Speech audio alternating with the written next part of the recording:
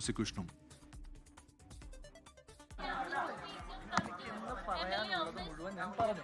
ഇതിനപ്പുറം ഒന്നും ഇന്ന് ഞാൻ പറയാൻ ഉദ്ദേശിക്കുന്നില്ല. ഇനി നിങ്ങൾ എത്ര ചോദ്യം ചോദിച്ചാലും എത്ര നേരം വന്നാലും എനിക്ക് പറയാനുള്ളത് പറഞ്ഞു കഴിഞ്ഞു.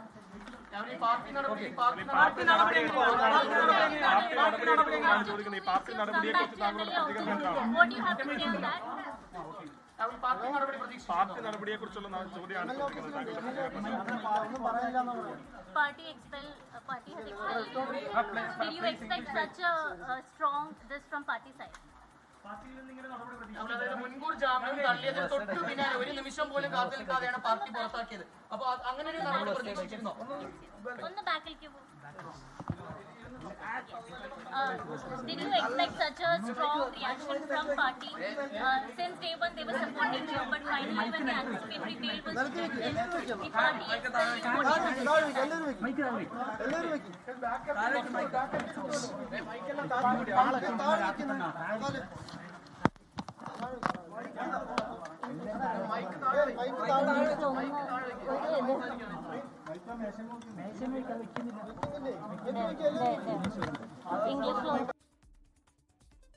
രാഹുൽ മാങ്കൂട്ടം ഓഫീസിലുണ്ട്. മാധ്യമങ്ങൾ വളഞ്ഞിട്ടുണ്ട്.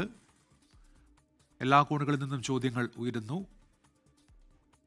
നിലവിൽ പറഞ്ഞതിനപ്പുറമൊന്നും പ്രതികരിക്കാനില്ല എന്ന് രാഹുൽ ആവർത്തിക്കുന്നു. ഇന്ന് തന്റെ ഭാഗത്തുനിന്ന് മറ്റൊരു പ്രതികരണവും ഉണ്ടാകില്ല എന്നാണ് രാഹുൽ മാങ്കൂട്ടത്തിൽ പറയുന്നത്. നിങ്ങൾ എത്ര ചോദ്യം ചോദിച്ചാലും മറ്റൊരു പ്രതികരണത്തിന് താൻ മുതിരില്ല എന്ന് ആവർത്തിക്കുകയാണ് മാധ്യമങ്ങളോട് രാഹുൽ മാങ്കൂട്ടത്തിൽ. MLA ഓഫീസിൽ ഇപ്പോൾ രാഹുൽ മാങ്കൂട്ടത്തിൽ എത്തിയിരിക്കുന്നു. 15 ദിവസത്തെ ഒളിവ് ജീവിതമുണ്ടായിരുന്നു. അതിനിടയിൽ കോടതി നടപടികളുണ്ടായിരുന്നു. സെഷൻസ് കോടതി മുൻകൂർ ജാമ്യം അനുവദിച്ചു. അതിനെതിരെ സർക്കാർ അപ്പീൽ പോയിട്ടുണ്ട് ഹൈക്കോടതിയിൽ. ജാമ്യം റദ്ദാക്കണമെന്നുള്ള ആവശ്യമാണ് സർക്കാർ ഇപ്പോൾ ഉന്നയിച്ചിരിക്കുന്നത്. അങ്ങനെ കോടതി വ്യവഹാരങ്ങൾ ഒരു ഭാഗത്ത് നടക്കുന്നുണ്ട്. കോടതി തീരുമാനിക്കട്ടെ എല്ലാം എന്ന് രാഹുൽ മാങ്കൂട്ടത്തിൽ പറയുന്നു. ഇപ്പോൾ വീണ്ടും MLA ഓഫീസിൽ നിന്ന് രാഹുൽ വീണ്ടും പുറത്തേക്ക്. MLA ഓഫീസിൽ എത്തിയതിന് ശേഷം രാഹുൽ ഇപ്പോൾ ഓഫീസ് മുറിയിൽ നിന്ന് അകത്തേക്ക് പോയിരിക്കുകയാണ്. മാധ്യമങ്ങൾ രാഹുലിനെ വിടാതെ പിന്നാലെയുണ്ട്.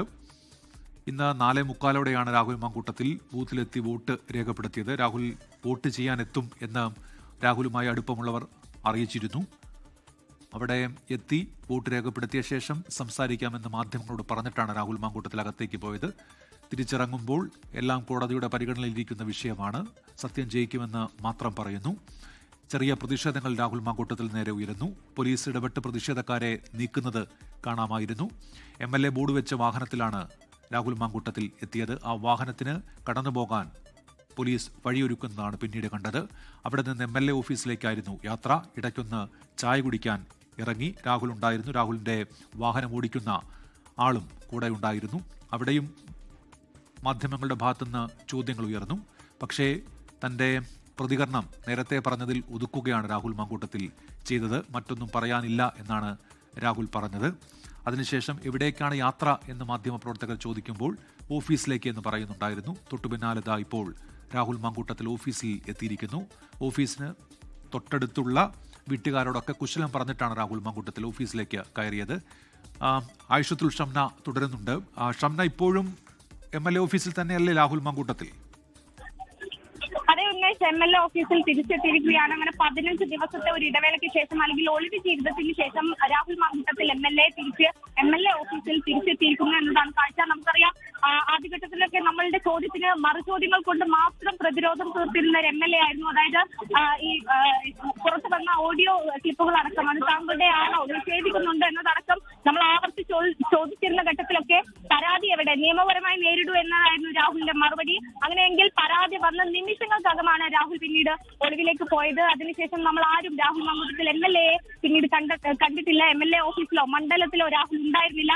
അതിനുശേഷം പക്ഷേ ആ ഘട്ടത്തിലൊക്കെ ഏറ്റവും കൂടുതൽ UDF വരെ ഒരു ഘട്ടത്തിൽ പ്രതിസന്ധിയിലാക്കിയിരുന്നത് രാഹുലിന്റെ ഈ സജീവമായ പ്രവർത്തനം തന്നെയായിരുന്നു. അത് പാർട്ടിക്കുള്ളിലെ പ്രവർത്തനം തന്നെയായിരുന്നു.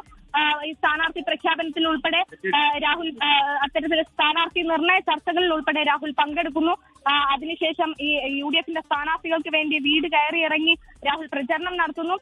അന്ന് രമേശ് ചെന്നിത്തല ഉൾപ്പെടെയുള്ള മുതിർന്ന നേതാക്കളൊക്കെ അത് ചെയ്യരുത്, പാർട്ടി സസ്പെൻഷനിലുള്ള ഒരാൾ അങ്ങനെ പാർട്ടി പ്രവർത്തകർക്ക് വേണ്ടി, പാർട്ടിയുടെ സ്ഥാനാർത്ഥികൾക്ക് വേണ്ടി വോട്ട് പിടിക്കാൻ കഴിയും, അത് ചെയ്യാൻ പാടില്ലായിരുന്നു എന്നൊക്കെ പറഞ്ഞപ്പോഴും അതിനെ ധിക്കരിച്ചുകൊണ്ട് തന്നെയായിരുന്നു രാഹുൽ ഓരോ വീടും കയറി ഇറങ്ങി UDF-ന്റെ പ്രവർത്തകർക്ക് വേണ്ടി, UDF സ്ഥാനാർത്ഥികൾക്ക് വേണ്ടി വോട്ട് ചോദിച്ചിരുന്നത്. ആ ഘട്ടത്തിലൊക്കെ നമ്മളോട് പറഞ്ഞിരുന്നത് മാധ്യമങ്ങളുടെ വ്യാഖ്യാനമാണ്, എന്റെ നേതാക്കളെ ബഹുമാനിക്കാൻ എനിക്കറിയാം, പാർട്ടി സസ്പെൻഷനിലുള്ള ഒരാൾ എങ്ങനെയൊക്കെ പെരുമാറണമെന്ന്. ലോകത്തെവിടെയായാലും ഏത് സമയത്തും 24 വാർത്തകളും ഓഗ്മെന്റഡ് റിയാലിറ്റി പാക്കേജുകളും എക്സ്പ്ലെയിനറുകളും വിശദമായി കാണാൻ ഞങ്ങളുടെ YouTube ചാനൽ നിങ്ങൾക്ക് സബ്സ്ക്രൈബ് ചെയ്യാം.